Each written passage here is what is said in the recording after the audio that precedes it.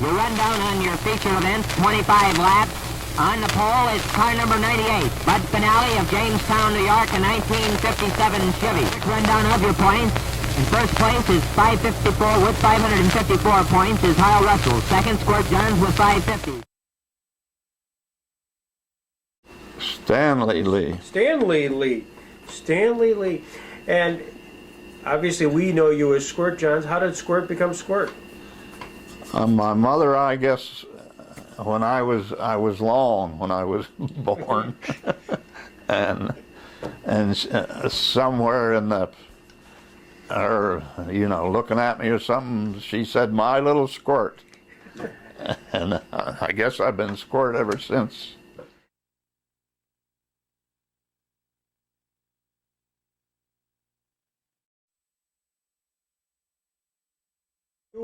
Something drew you from Skyline to Stateline.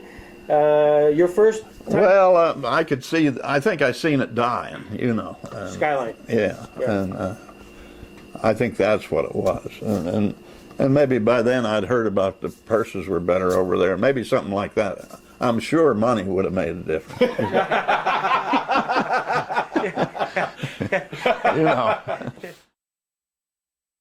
Clearly, you're recognized not because of your success, but because you had an orange car. Oh, yeah. Squirt. Yeah. Squirt made a difference, I think, too. Oh, absolutely. So you had Squirt, 511, orange. Yeah. You had a strange number, you had a strange color, and then a name which was not your normal name. How did the orange come from? Was that a... Well, this guy right here painted his car orange and black, and put 51 on it, the very first one we made. Oh, is that right? Yeah, this Wayne Buller's, and towed it to Butler, and that was a NASCAR track, and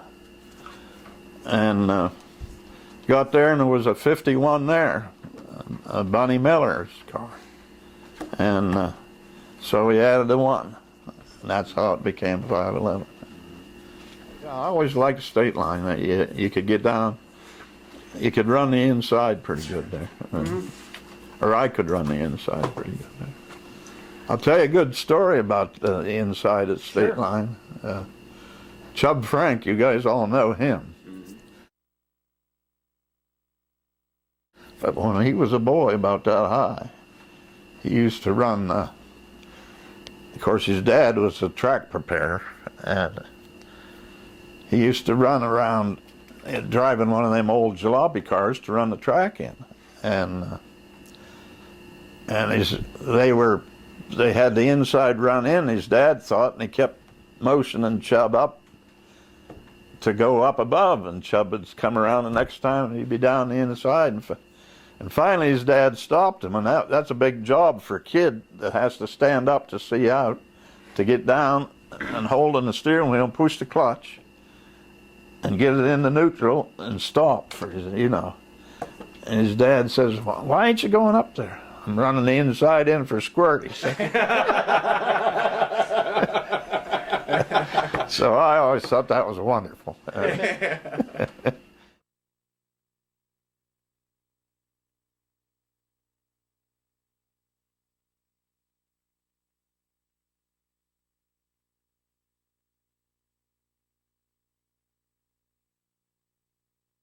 I always had the idea that, when you put the back end out, you're using your horsepower to make the, you're going north down the one straightaway, and you're going to turn around and go south down the other straightaway. And when you put the back end way out and spin the back tires, you're using your horsepower to turn the car. I always figured to use as much of the tires, the side bite of the tires, to turn the car, and use the horsepower to get down the straightaway. Bradford Speedway and Stateline run a NASCAR show too, and Bradford, I went there, and they had maybe 12 cars come to that track that were actual NASCAR regulars. There was Buck Baker, Junior Johnson, Lee Petty. But Buck Baker, he spun me out when we was out practicing. I'm sure on purpose to let me know who was in charge, you know. And he didn't do me no damage, but he spun me out. He evidently was good at this, because I don't believe I ever went around quicker than I did when Buck Baker spun me out. Tom Dill. Scared the living daylights out of me. But I used to dread going to Erie. Sunday nights was terrifying to me. I'm thinking about this all the way up to Erie. For me to do good, I got to get past Tom Dill. and Tom Dill, he could do things with the car, and it was, in the first place, he wasn't fixing it, so he wasn't as careful about, you know, he wasn't worried about when he hit something, and and he was good. One other guy that terrified me, and that was Bud Fearsdorf. Oh, Bobby was, yeah, he was great.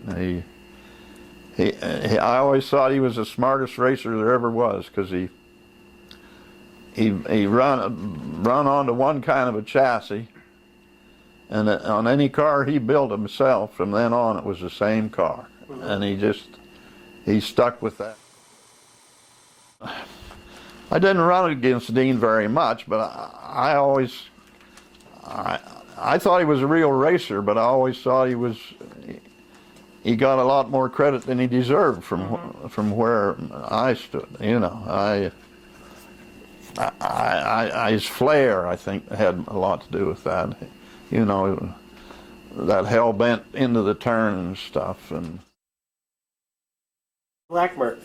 oh man, his father-in-law, at one time father-in-law, was the basis of his success. Frank Ruhlman. Frank Ruhlman. Yeah, the guy was an innovator. The way he built the car, the chassis, welded. He's the first man. Everything in a Ruhlman car was welded to everything that was beside it. The body was welded to the frame. The frame was welded to the bumper. The bumper was welded to the fenders. This man must have burned up 10 million coat hangers. And gas welding is slow, and this was all done with gas. These cars were lighter and tougher because it was like a car made in one piece, because he made it all one piece. Blackmer could drive, and he could drive an underpowered car, wonderful, you know, and get out there and put his foot in the mat and just hang on and steer. I remember Hal Russell. He used to, and maybe Eddie Kisco, they used to get in the turns and you'd hear the engine going, rip, rip, rip, rip. Well, they're pumping on the gas. Now I guess that's a way of feather footing, but it ain't. I don't believe it's as effective as a steady. And then I noticed throttle linkages. Some of them, the foot feed only moves that far from nothing to wide open. So how are you going to feather foot a car like that? My throttle used to move that far from, and I used to make it so it would do that, you know. Skip was a cool guy. I just, you know, he was a cool racer, a heady racer, I always thought, and sensible, and with me it was, he was not only cool that way, he was cool socially and all that stuff. Me, I was kind of a cool racer, but socially and stuff, I was an outcast. I always stayed and talked to the customers, you know, the race fans that come to the pits.